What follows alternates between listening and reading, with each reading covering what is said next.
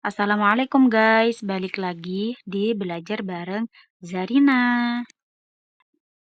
Sebelum itu, yuk subscribe dulu, like dan komen.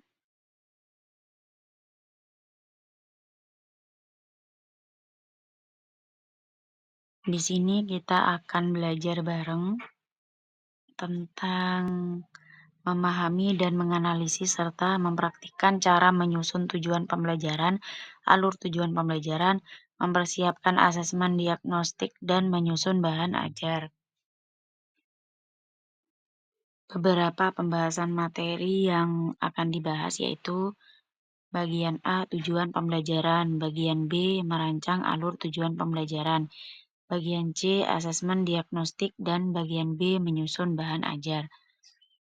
Selanjutnya di sini kita akan membahas terlebih dahulu yaitu yang bagian A atau bab A, yaitu tujuan pembelajaran. Tujuan pembelajaran adalah suatu rumusan terencana yang harus dikuasai siswa agar proses belajarnya berhasil. Dalam menyusun tujuan pembelajaran, ada 4 faktor yang perlu diperhatikan. Yang pertama, audiens.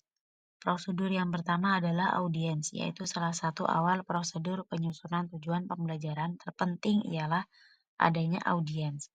Dalam hal ini, jika peserta didik bisa jadi murid ataupun dalam dunia perkuliahan ialah mahasiswa. Yang kedua yaitu behavior. Dalam penyusunan tujuan pembelajaran tahapan ini perlu karena agar mengetahui sejauh mana perubahan yang telah dilakukan peserta didik dalam tahapan pembelajaran. Yang ketiga yaitu condition atau kondisi, juga bagian yang perlu diperhatikan dalam proses pembelajaran sehingga tercapainya tujuan pembelajaran yang diinginkan. Kondisi ini bisa dirancangkan sebelum pembelajaran dilakukan. Yang keempat yaitu degree, proses yang juga tidak terlepas pentingnya adanya batasan minimum yang harus dicapai peserta didik, sehingga hal ini perlu diukur dalam mencapai tujuan pembelajaran yang diinginkan. Yang akan dibahas selanjutnya yaitu tujuan pembelajaran atau merancang alur tujuan pembelajaran. Yang pertama, pengertian alur tujuan pembelajaran. Alur tujuan pembelajaran adalah suatu rencana sistematis yang mengarahkan proses belajar mengajar untuk mencapai kompetensi yang telah ditetapkan. Langkah-langkah penyusunan alur tujuan pembelajaran, yaitu merumuskan tujuan pembelajaran. Tujuan pembelajaran harus didasarkan pada kompetensi yang ingin dicapai di akhir fase. Rumuskan tujuan dengan spesifik dan terukur.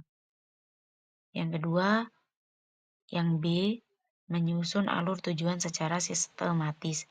Tujuan harus diurutkan dari yang paling sederhana ke yang lebih kompleks.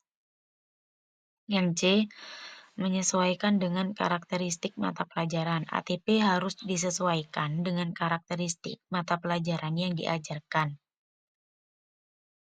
Ini mencakup gaya belajar siswa dan sifat dari materi pembelajaran. Yang D, yaitu kolaborasi antara guru. Kolaborasi antara guru sangat penting untuk memastikan ATP yang harmonis, terutama bagi mata pelajaran yang saling terkait. Yang E, fleksibel dan adaptif. ATP harus mampu disesuaikan dengan perkembangan kebutuhan siswa dan kondisi belajar yang berubah. Materi selanjutnya yang akan dibahas yaitu asesmen diagnostik. Asesmen diagnostik adalah jenis evaluasi awal yang digunakan untuk mengidentifikasi pengetahuan, keterampilan, dan kesiapan siswa sebelum pembelajaran dimulai. Asesmen diagnostik memainkan peran penting dalam membantu guru memahami kondisi awal siswa sebelum memulai pembelajaran. 3 tujuan utamanya adalah mengetahui kesiapan belajar siswa, mengidentifikasi kekuatan dan kelemahan siswa, serta merancang strategi pembelajaran yang tepat.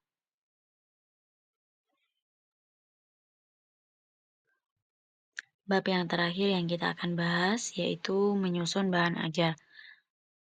Prinsip dalam penyusunan bahan ajar yaitu A. Keterkaitan dengan tujuan pembelajaran. Maksudnya bahwa setiap bahan ajar yang disusun harus memiliki hubungan langsung dengan tujuan yang ingin dicapai. B. Kesesuaian dengan tingkat kemampuan siswa.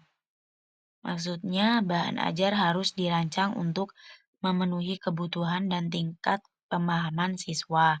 Ini penting untuk memastikan bahwa materi tidak terlalu sulit atau terlalu mudah yang dapat mempengaruhi efektivitas pembelajaran.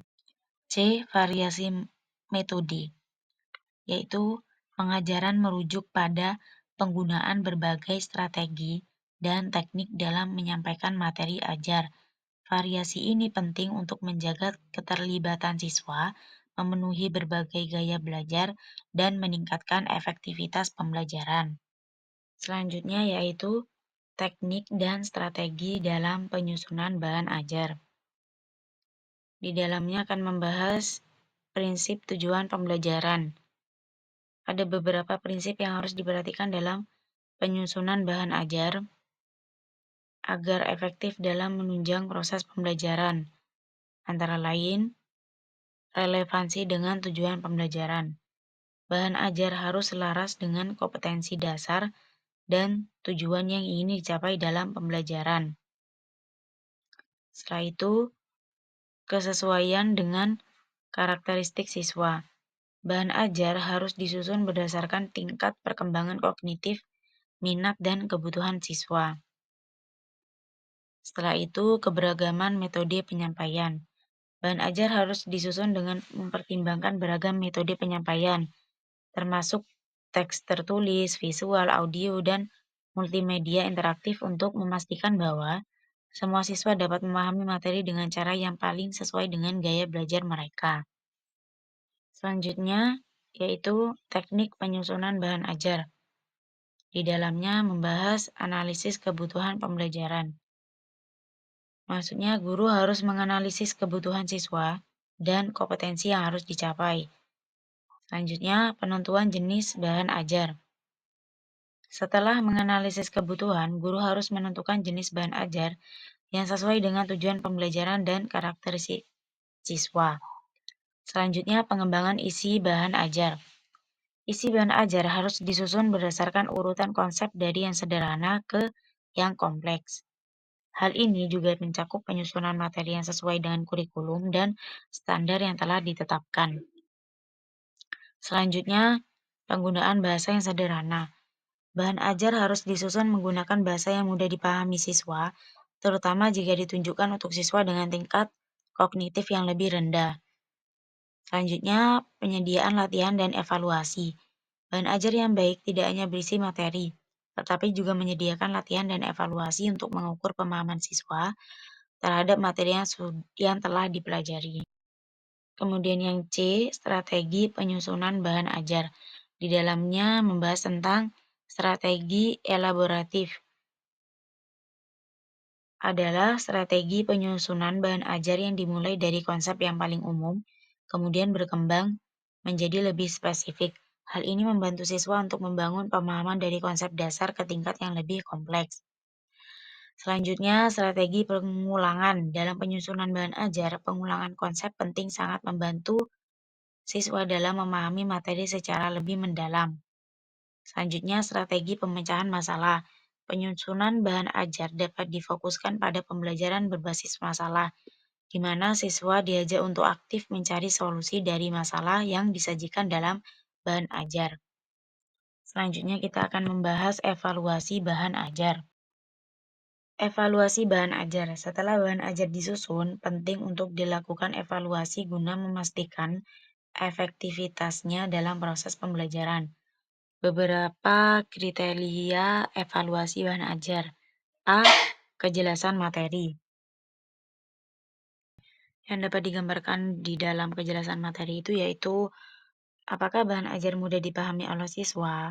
Setelah itu relevansi materi.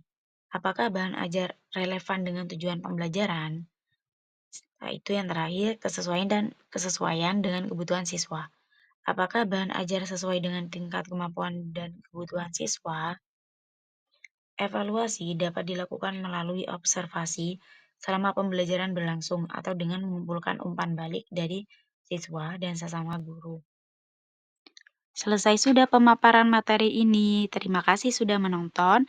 Jangan lupa subscribe, like, dan komen. Wassalamualaikum guys.